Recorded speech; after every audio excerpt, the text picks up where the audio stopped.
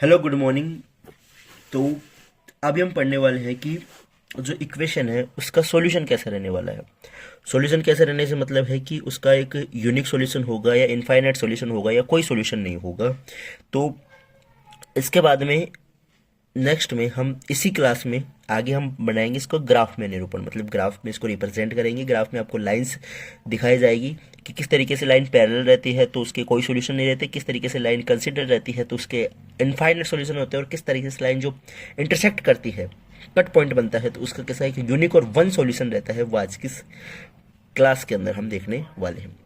सबसे पहले हमारा बेसिक है वो हम कंप्लीट करेंगे, उसके बाद में हम जो ग्राफी निरूपण है वो हम पढ़ेंगे, ठीक है ना। सबसे पहले जो हमारा बेसिक है वो हम कंप्लीट करते हैं। देखो क्या है, A1 A2 और A3 आपने देखा होगा। क्या देखा होगा? A1 A2 और A3। देखो A1 क्या होता है, इसका जो वो होता है मल्टीपल होता है वो होता है A1, और जो इसका मल्टीपल होता है y का मल्टीपल होता है वो है A2। A3 होता है एक आपका जो नंबर होता है वो होता है कांस्टेंट नंबर, वो होता है A3। इसी के साथ होता है B1 B2 और B3। B1 क्या होता है, x का मल्टीपल y का मल्टीपल B2 और -9 किसका होगा, ये होगा। तो इन तीनों का हमें आपको कंपेयर करके चेक करना है कि इक्वल है या नहीं है, ये किस तरीके से है, ठीक है ना। अगर ये तीनों क्या रहेंगे, इक्वल रहेंगे, इक्वल रहेंगे तो इनफाइनाइट सॉल्यूशन होंगे, इनफाइनाइट सॉल्यूशन होंगे। इनफाइनाइट सॉल्यूशन का मतलब क्या होते हैं, अनंत हल होंगे। कितने होंगे? अनंत हल होंगे। अगर ये दोनों स्टार्टिंग के क्या रहेंगे, बराबर रहेंगे। कैसे रहेंगे? ये दोनों इक्वल रहेंगे और ये इक्वल नहीं रहेगा, ध्यान रखना। तो कैसे रहेंगी? पैरेलल लाइन बनेगी। कैसी बनेगी? पैरेलल लाइन बनेगी। इसका नो सॉल्यूशन मतलब कोई हल नहीं होगा। क्या होगा? कोई हल नहीं होगा, ठीक है। इसका कोई भी हल नहीं होगा, ध्यान रखना। कोई भी हल नहीं होगा, कोई भी हल नहीं होगा। और अगर मानो कि जो स्टार्टिंग है या एंडिंग है इक्वल नहीं रहती है, क्या रहती है? इक्वल नहीं रहती है, इक्वल नहीं है, तो क्या होगा? इंटरसेक्ट लाइन बनेगी। कैसी लाइन बनेगी? इंटरसेक्ट लाइन बनेगी, ऐसी वाली। इसका क्या बनेगा? कट पॉइंट बनेगा और इसका यूनिक सॉल्यूशन होगा। यूनिक सॉल्यूशन मतलब एक अद्वितीय हल होगा। कैसा होगा? अद्वितीय हल होगा, यूनिक होगा, ठीक है। तो वो ही हम इस वीडियो में कंप्लीट समझने वाले हैं, पहले बेसिक, उसके बाद में इनका जो ग्राफी निरूपण है वो हम करने वाले हैं। क्या करने वाले हैं? ग्राफी निरूपण इसमें हम करने वाले हैं। देखो सबसे पहले मैं क्वेश्चन को वापस से लिख लेता हूँ क्योंकि ये आपको समझ में आ गया। इसका एक बार स्क्रीनशॉट ले लो, बहुत बेहद इंपॉर्टेंट है ये। क्या है? बेहद इंपॉर्टेंट है, ठीक है। अब बढ़ते हैं आगे की ओर। फर्स्ट जो हमारा क्वेश्चन है उसे हम वापस नोट करेंगे। 5x minus 4y plus 8 is equal to 0 और 7x plus 6y minus 9 is equal to 0। ऐसे ही बहुत सारे क्वेश्चन अभी हम करने वाले हैं, वो भी सुपर फास्ट, जल्दी जल्दी, है ना। बस आपकी स्क्रीन से नजरें नहीं हटनी चाहिए और पेन पेपर लेके बैठना, ठीक है ना। देखो A1 upon B1 is equal to A2 upon B2 is equal to A3 upon B3, ये चेक करना है। तो पहले आपको A1 A2 A3 पता होना चाहिए, B1 B2 और B3 आपको पता होना चाहिए। A1 क्या है इसमें? 5, A2 क्या है? -4, A3 क्या है? 8, B1 क्या है? 7, B2 क्या है? 6, B3 क्या है? -9। आया क्या समझ में? अरे आया क्या समझ में? बोलो ना हाँ। समझ में आया तो बोलो यस, ठीक है। समझ में आया तो क्या बोलना है? Yes sir. कमेंट कर दो जल्दी से यस, रेड हार्ट कमेंट कर दो। चलो मैं समझ जाऊंगा कि आपको समझ में आ गया। रेड हार्ट कमेंट कर दो, मैं समझ जाऊंगा कि आपको समझ में आ गया है, ठीक है। जल्दी से दिमाग लगाना। A1 अपॉन इसको रखना है 5/7, इसके अपॉन ये -4/6, इसके अपॉन में ये 8/9, इक्वल नहीं है, इक्वल नहीं है। तो कैसा होगा? सॉरी, अद्वितीय हल होगा, है द्वितीय हल मतलब यूनिक सॉल्यूशन। कैसा होगा? Unique solution. कैसा होगा? Unique solution. इसी के साथ सेकंड क्वेश्चन है 9x plus 3y plus 12 is equal to 0 से इसी का सेकंड पार्ट है 18x plus 6y plus 24 is equal to 0। Same a1 a2 sorry a1 b1 a2 b2 a3 b3 a1 upon a2 is equal to a2 upon b2 sorry b1 आएगा ना, और a3 upon b3। Same वही 9 3 12 18 6 ये, तो ऐसे direct लिख रहा हूँ 9 upon 18 is equal to 3 upon 6 is equal to 12 upon 24। अब देखो ये इक्वल नहीं दिख रहे लेकिन इक्वल है। 9 1 जा 9 9 2 जा 18 9 1 जा 3 1 जा 3 3 2 जा 6 12 1 जा 12 12 2 जा 24, तो 1 upon 2 equal 1 upon 2 equal 1 upon 2। तीनों इक्वल आ गए तो क्या होंगे? Infinite solution. इनफाइनाइट सॉल्यूशन कैसे होंगे? इनफाइनाइट लाइन ऐसे बनेगी, दोनों लाइन कैसी बनेगी? पैरेलल, वो मतलब कंसिडर बनेगी। कैसी बनेगी? संपाती कंसिडर लाइन बनने वाली है। ठीक है, इसी के साथ जो नेक्स्ट क्वेश्चन है इसी का 6x minus 3y plus 10 is equal to 0। Next question है 2x minus y plus 9 is equal to 0। वापस से a1 upon b1 is equal to a2 upon b2 is equal to a3 upon b3। यही check करना है, मतलब 6 upon 2। दूसरा करना minus 3 upon minus 1। Third check करना है 10 अपॉन 9। भाई साहब इक्वल नहीं है, इक्वल नहीं है। क्या है? इक्वल है क्या? अरे भैया इक्वल है क्या? देखो स्टार्टिंग के दोनों इक्वल है, ध्यान रखना। इसका इसमें करेंगे 3 1 और ये 3 1, माइनस से माइनस कैंसिल हो जाएगा। 3 अपॉन 1 3 अपॉन 1 10 अपॉन। स्टार्टिंग के दोनों इक्वल है तो ध्यान रखना, मैंने क्या बताया? दोनों इक्वल हो तो पैरेलल लाइन बनेगी। क्या बनेगी? Parallel line. क्या बनेगी? Parallel line. पैरेलल लाइन बनेगी तो क्या होगा? ऐसी पैरेलल लाइन बनेगी। तो इसका क्या होगा? No solution. कोई भी इसका सॉल्यूशन नहीं होने वाला। इसका कुछ भी सॉल्यूशन जो है इसका नहीं होने वाला, बिल्कुल भी इसका कोई सॉल्यूशन नहीं रहने वाला है। ठीक है, नेक्स्ट क्वेश्चन है, ये ध्यान रखना, आप ऊपर लिख रहे हैं ना जो, बिल्कुल, और नजर स्क्रीन पर टिकाए रखना।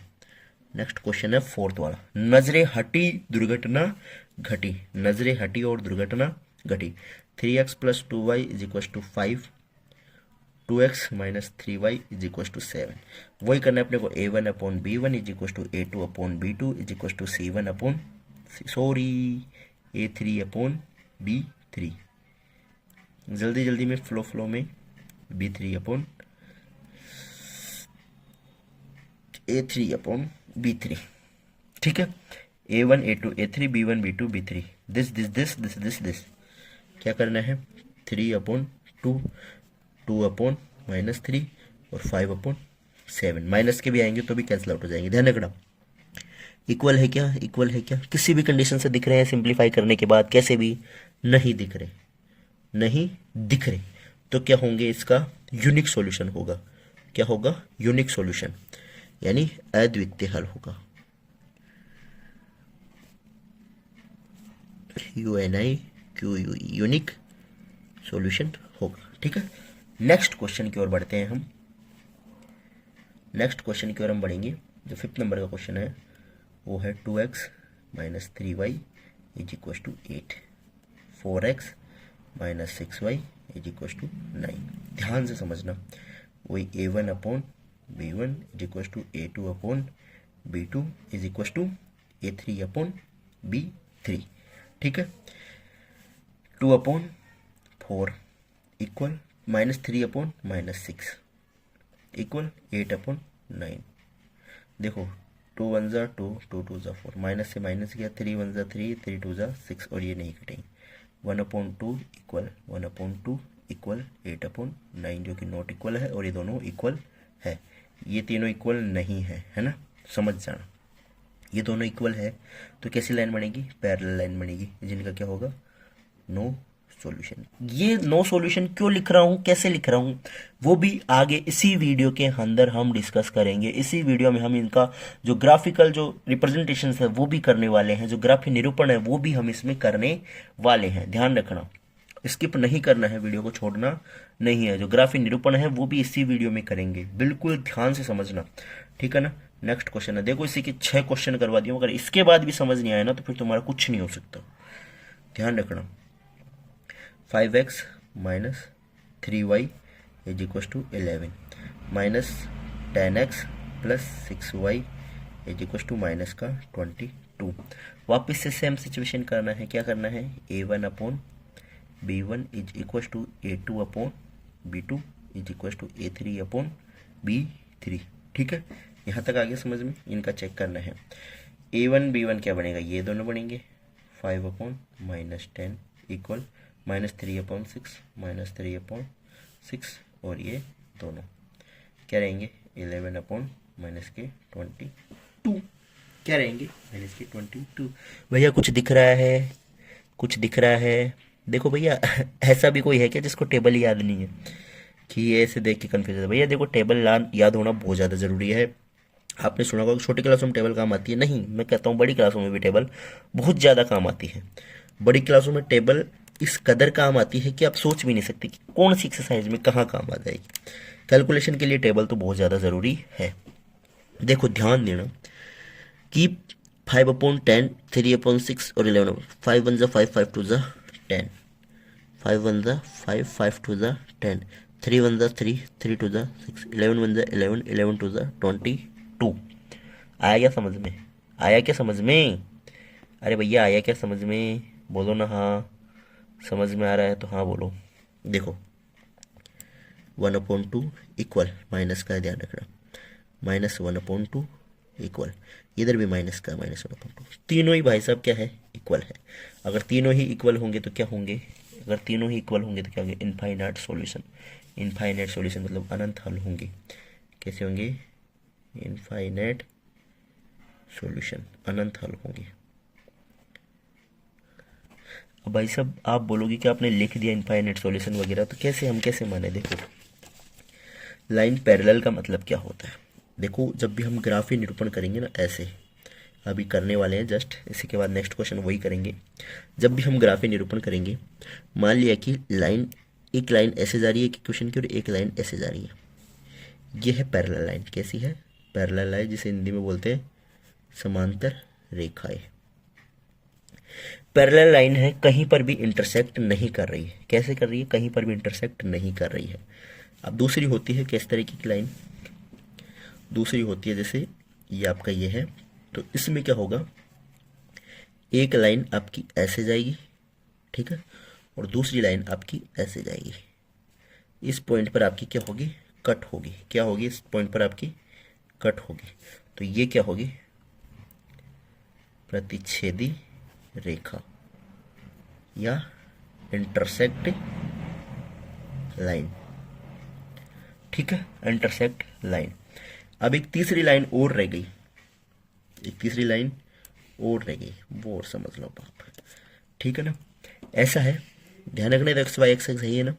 अगर मान लो एक लाइन ऐसे जा रही है, कैसे जा रही है, ऐसे जा रही है एक्स के पैरेलल, और दूसरी लाइन भी चलिए ठहरी इसी के ऊपर, सेम जो इसके कोऑर्डिनेट है वही सेम इनके कोऑर्डिनेट है, दोनों के कोऑर्डिनेट सेम है मान लिया, तो हमारा जो सॉल्यूशन होता है वो क्या होता है, जहां जहां पॉइंट इंटरसेक्ट करता है वहां, इसमें पॉइंट इंटरसेक्ट करा हो गया, तो भाई सर बोलोगे सर आप इसमें तो बहुत पॉइंट एक्सेप्ट कर रहे हैं, तो भैया जब ही तो हम बोल रहे हैं कि अनंत हल होंगे। क्या होंगे, अनंत हल होंगे, मतलब बहुत सारे हल होंगे। इससे बोलते हैं संपाती लाइन। क्या बोलते हैं, संपाती रेखा या कंसीडर लाइन, कंसीडर लाइन बोलते हैं, संपाती रेखा बोलते हैं बेटा। इसमें क्या होता है कि हर छोटे छोटे छोटे छोटे पॉइंट पर लाइन इंटरसेक्ट करती है, हर छोटे छोटे पॉइंट पर लाइन मिलती है, जहां जिस पॉइंट पर लाइन मिलेगी वो उसका हल होगा। तो देखो जैसे 1 और 2 है, तो 1 और 2 के बीच में कौन कौन सा नंबर, कोई नहीं है, लेकिन बहुत नंबर है। मैं बोल सकता हूँ 1 और 2 के बीच में इनफाइनाइट नंबर है। कैसे, वो क्या 1.1 इसके बीच में नहीं है, क्या 1.2 इसके बीच में नहीं है, क्या 1.1 इसके बीच में नहीं है, क्या 1.112 इसके बीच में नहीं है, क्या 1.1114 इसके बीच में नहीं है, कैसे नहीं है, इनफाइनाइट नंबर है। तो इनफाइनाइट नंबर्स पर जैसे कट होगी, ये वाली लाइन हो गई, उसी के ऊपर ये वाली लाइन हो गई, इस पॉइंट पर भी, इस पॉइंट पर भी, इस पॉइंट पर भी, माइनर माइनर माइनर भी अगर हम देखें तो इनफाइनाइट जगह वो क्या होगी, इंटरसेक्ट होगी।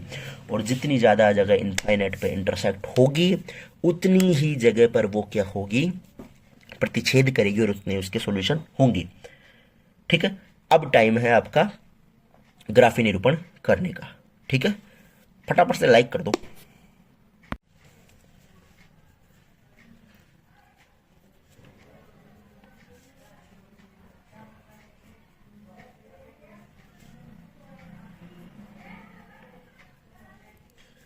नमस्कार दोस्तों, गुड मॉर्निंग, सुप्रभात। क्या हालचाल? मुझे उम्मीद है आप सभी की तैयारी जोरों शोरों से चल रही होगी। आज किस वीडियो में हम मैथ का एक टॉपिक डिस्कस करने वाले हैं। लास्ट वीडियो में हमने पढ़ा था विलोपन, एलिमिनेशन रिएक्शन और सब्स्टिट्यूशन प्रतिस्थापन विधि द्वारा समीकरणों का हल करना। लेकिन एक क्वेश्चन जो बेहद इंपॉर्टेंट है और जो परीक्षा में पूछा जाता है वो है कि ग्राफीय विधि से समीकरणों का हल करना। आज के इस वीडियो में बेहद आसान तरीके से हम ग्राफीय विधि से समीकरणों का हल करना सीखेंगे। समीकरण कैसे रहने वाले हैं? दो चरों वाले रहने वाले हैं रैखिक समीकरण। कौन से वाले रहने वाले हैं? दो चरों वाले रैखिक समीकरण। रैखिक समीकरण रहने वाले हैं जिनमें दो अलग अलग समीकरण रहने वाले हैं। जैसे मान लो ये रह रहा है x + y = 10 और x - y = 4। ये जैसे दो समीकरण रहने वाले हैं, समीकरण 1 और समीकरण 2। तो इनका हम अलग अलग समीकरण से हम जो मूल प्राप्त करेंगे और उन मूलों के द्वारा हम क्या निकालेंगे, एक रेखा बनाएंगे, सरल रेखा। इनसे एक सरल रेखा बनने वाली है। उन सरल रेखा पे जो कटान बिंदु आएगा, जो इंटरसेक्ट पॉइंट आएगा, वहां पर क्या होगा, उस इंटरसेक्ट पॉइंट पर ही इनका सॉल्यूशन होगा, इनका हल होगा। ठीक है, तो हम शुरू करते हैं। सबसे पहले मैं बता दूं आपको कि इसी प्रकार के क्वेश्चंस आपको पूछे जाने वाले हैं। ग्राफीय विधि वाले, विलोपन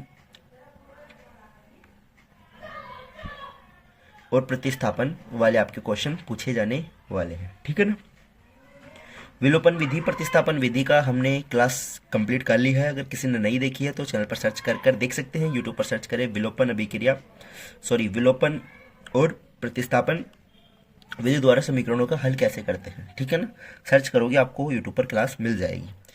अब हम ग्राफीय विधि द्वारा समीकरणों का हल करना सीखेंगे। ठीक है, तो इसमें जो हमारी फर्स्ट वाला जो समीकरण है उसको हम सोल्व करते हैं। फर्स्ट समीकरण को किस तरीके से सोल्व करेंगे बिल्कुल ध्यान से समझना। x + y = 10। ठीक है, x = 10 - y। अब हम यहाँ पर एक टेबल बना लेते हैं जिसमें हम x की वैल्यू रखते जाएंगे और y की वैल्यू हमें मिलती जाएगी। ठीक है ना। बिल्कुल ऐसे वाले क्वेश्चन हैं जिनको बिल्कुल मैथ समझ नहीं आती वो भी कर सकते हैं। x की वैल्यू रखना है, आपको y की वैल्यू मिल जाएगी। हम तीन तीन मान निकालेंगे, 3 मानों से हमारी एक रेखा हमें प्राप्त हो जाएगी। ठीक है ना। देखो, अगर हम y की वैल्यू क्या रखते हैं, y की वैल्यू अगर हम क्या रखते हैं, 5 रखते हैं। क्या रखते हैं, y की वैल्यू हम 5 रखते हैं। माना हमने y की वैल्यू क्या रखी, 5 रखी। तो x की वैल्यू क्या आएगी, x = 10 - y है, तो 10 - 5 क्या आ जाएगी, 5। x की वैल्यू क्या आ जाएगी, 5। तो x की वैल्यू 5 आएगी जब हम y की वैल्यू 5 रखेंगे। ठीक है, अब हम y की वैल्यू क्या रख के देखते हैं, 4 रख कर देखते हैं। क्या रखेंगे, 4। तो x = 10 - y, x = 10 - 4, तो क्या आ जाएगा, 6 आ जाएगा। 6 आ जाएगा x की वैल्यू अगर 4 रखेंगे तो। ठीक है, अब हम 3 रख कर देखते हैं। क्या रख कर देखते हैं, 3। तो 3 रखेंगे तो क्या आ जाएगा, 7 आ जाएगा। क्या आ जाएगा, 3 रखेंगे तो 7 आ जाएगा। y की वैल्यू क्या रखते हैं हम, 3। तो क्या आ जाएगा, x = 10 - y और x = 10 - 3, तो 7 आ जाएगा। ठीक है, 3 रखेंगे तो क्या आ जाएगा, 7 आ जाएगा। ओके, ये हमारी जो फर्स्ट है, जो फर्स्ट वाला समीकरण है उससे हमारी टेबल आ चुकी है। ठीक है, इसी प्रकार हम सेकंड वाले से भी करेंगे। सेकंड वाला है हमारा x - y = 4। x = 4 + y। जो भी हम वैल्यू रखेंगे उसमें जुड़ जाएगी। मान लिया y की वैल्यू अगर हमने 1 रखी तो x की वैल्यू क्या आएगी, 4 + 1, x = 5। क्या आएगी, 5 आ जाएगी। तो हम यहाँ पर एक टेबल ड्रॉ कर लेते हैं। जिस टेबल से हम किस तरीके से बनाएंगे वो भी हम आपको दिखाने वाले हैं। एक्स और रहने वाला है वाई, ठीक है, एक्स और वाई। एक्स की वैल्यू क्या आई 5i, वाई की वैल्यू क्या रखे जब हम 1 रखे, जब क्या आई 5i, ठीक है जी। अब मान लेते हैं हम y की वैल्यू एक बार 0 रखते हैं, क्या रखते हैं, y बराबर 0 रखते हैं, तो यहीं पर रखेंगे तो 4x बराबर 4 प्लस वाई बराबर 4 प्लस 0 करेंगे तो क्या जाएगा 4 आ जाएगा, 0 रखेंगे तो 4 आ जाएगी, ठीक है। नेक्स्ट वैल्यू हम रखते हैं y की, क्या रखें आप बताओ, y की वैल्यू अगर 1 रखेंगे तो क्या आ जाएगा 5, y की वैल्यू 1 रखेंगे तो 5 आ जाएगा। y की वैल्यू 0 रख ली, y की वैल्यू अगर 2 रखते हैं, क्या रखते हैं, y की वैल्यू 2 रखते हैं, मान लिया कि y बराबर क्या रखा हमने 2 रखा, ये तीनों वैल्यू रख रहे हैं ना, तो y बराबर 2 रखा, तो x is equal to 4 plus y, 4 plus x बराबर 4 प्लस क्या आएगा 2, तो आ जाएगा 6, क्या आ जाएगा 6। अगर y की वैल्यू 2 रखी तो x की वैल्यू 6 आ गई। आया समझ में यहाँ तक, ठीक है, मुझे उम्मीद है यहाँ तक समझ में आ गया होगा। तो हम अब करते हैं क्या, अब हम करने वाले हैं इसका ग्राफीय निरूपण। ग्राफीय निरूपण किस तरीके से करेंगे बिल्कुल ध्यान से समझना, ठीक है। ग्राफीय निरूपण करने वाले हैं हमारे पास जो फर्स्ट वाली टेबल है उससे और सेकंड वाली जो टेबल है इससे, दोनों से अब ग्राफीय निरूपण हम करने वाले। हम ग्राफ के लिए अलग से पेज ले लेते हैं, इसमें हमारे को एक्स एक्सिस और वाई एक्सिस हमारे को बनानी है, तो मैं एक्स एक्सिस और वाई एक्सिस ड्रॉ करता हूँ, है ना। ये हमने एक्स एक्सिस और वाई एक्सिस क्या कर ली है, ड्रॉ कर ली है। अब हम इसमें आगे क्या करेंगे, एक्स अक्ष पर और वाई अक्ष पर क्या रखते हैं, हम अपने वैल्यूज पुट करते हैं। ये है हमारी एक्स एक्सिस और ये है हमारी वाई एक्सिस, यहाँ पर माइनस वाई रहेगा और यहाँ पर प्लस वाई, यहाँ पर माइनस एक्स और यहाँ पर प्लस एक्स, ठीक है। यहाँ तक तो कोई दिक्कत नहीं होनी चाहिए। अब मैं यहाँ पर टिक लगा लेता हूँ सेंटीमीटर वाइज। एक्स की वैल्यू क्या है 7 है तो 7 तक हम टिक लगा लेते हैं, और इसमें एक्स की वैल्यू क्या है 6 तक है तो 7 तक मतलब हम सही रहेगा। 1 2 3 4 5 6 और ये 7, क्या आ गया 1 2 3 4 5 6 और 7। एक्स की वैल्यू माइनस में है नहीं तो माइनस की भी हम 1 2 3 4 तक कर लेते हैं, -1 -2 -3 -4। वाई की वैल्यू माइनस में -1 -2 -3 और -4। वाई की वैल्यू कहाँ तक हमारे पास, इधर 5 तक है तो 5 तक हमें कर लेते हैं, 1 2 3 4 और 5। ये हो गई हमारी वाई की वैल्यू 1 2 3 4 और 5, ठीक है। यहाँ तक कोई दिक्कत नहीं होनी चाहिए, ऐसा आपको ग्राफ में इसमें आपको शो करना है, ठीक है। नंबर्स आपको नोट करने हैं, उसके बाद में आपको यहाँ पर शो करना है, ठीक है। अब इसके बाद में हमारा पहला स्टेप क्या रहने वाला है वो ध्यान से समझना। ये आपके पास टेबल है, ठीक है ना, टेबल भी आपको दिख रही है और ग्राफ भी आपको दिख रहा है, दोनों चीज़ को यहाँ पर शो हो रही है, ठीक है। ग्राफ में x की वैल्यू क्या है 5 और y की वैल्यू भी 5 है, तो हमारी x एक्स पर 5 ढूंढो और y एक्स पर भी 5 ढूंढो। दोनों के 5 ढूंढेंगे हम, तो दोनों के 5 कहाँ आएंगे हमारे पास, यहाँ पर आने वाले हैं। कहाँ पर आने वाले हैं, यहाँ पर, तो हम यहाँ पर एक डॉट लगा लेंगे, ठीक है। ये 5 का और ये भी 5 का दोनों डॉट ये आ चुके हैं, ठीक है। सेकंड है 6 और 4 का, किसका 6 का और 4 का, ये रहा 6 और ये रहा 4, ये रहा 6 और ये रहा 4। थर्ड है 7 और 3 का, ये रहा थर्ड और ये रहा 7 और 3 का, ठीक है। आ गए 7 3 6 4 और ये, ठीक है। तो यहाँ पर हम नोट भी कर देते हैं, ये कौन सा है 7 और 3 का, ये किसका है, ये है हमारे 6 एंड 4 का, और ये है हमारा 5 एंड 5 का, ठीक है। ये तीनों हमने नोट कर लिए हैं। अब जो सेकंड वाले हैं उसमें भी हम करते हैं। फर्स्ट है एक्स वाई का है 5 और 1, क्या है एक्स की वैल्यू 5 और 1, एक्स की वैल्यू 5 और 1, ये हो गया एक्स की वैल्यू 5 और 1। सेकंड है वाई की वैल्यू 0 और एक्स की वैल्यू 4, ये लो जी वाई की वैल्यू 0 और एक्स की वैल्यू 4, ये हो गई y की वैल्यू तो आ गई 0 और x की वैल्यू आ गई 4। थर्ड है x की वैल्यू 6 और y की वैल्यू 2। ये लो जी, ये आ गई x की वैल्यू 2 और y की वैल्यू 6 आ गई। अब हम यहाँ पर एक लाइन ड्रॉ करते हैं। क्या करते हैं? लाइन ड्रॉ करते हैं। आया समझ में? लाइन ड्रॉ हो चुकी है। इन तीनों पॉइंट को मिलाते हुए एक लाइन ड्रॉ करनी है। तो इन तीनों पॉइंट्स का नेमिंग क्या क्या है? नेमिंग हमने दी थी 2 6 6 2 है, ठीक है। यहाँ पे 4 0 है और यहाँ पर है 5 1, ठीक है ना। ये तीनों है और एक ये है। तो अब इसमें जो ये कट पॉइंट आया है, क्या आया है? ये हमारा जो कट पॉइंट आया है ये हमारा आंसर है। ये क्या है? हमारा आंसर है। तो x और y के रूप में जो कोऑर्डिनेशन है, जो निर्देशांक है, वो निरूपित किया जाता है तो आएगा 7 3। मतलब क्या आएगा? x की वैल्यू 7 और y की वैल्यू 3। इस तरीके से हमें सॉल्व आउट करना है।